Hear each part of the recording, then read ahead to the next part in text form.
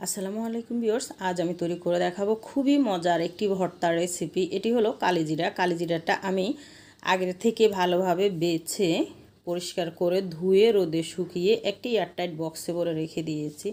কারণ কালিজিরাটা খাওয়া আমাদের শরীরের জন্য অনেক উপকার। আর অনেকে বলে থাকে কালিজিরার ভর্তা নাকি তিতা হয়। তো আমি যে প্রসেসে দেখাবো সত্যি একবার খেলে আপনি বুঝতে পারবেন কতটা সুস্বাদু। আর যাকে খাওয়াবেন এই কালিজিরা ভর্তাটা একবার খেলে সে বারবার খেতে চাইবে।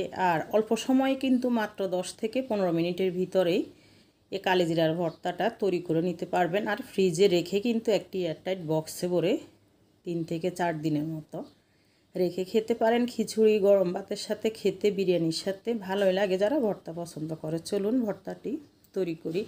এখানে একটি ফ্রাই প্যানে আমি কিছু রসুনের কোয়া দিয়েছি, দেখুন খোসা ছাড়িয়ে। আর এখন দিয়ে দিলাম কিছু সরিষার তেল। চুলার আঁচটা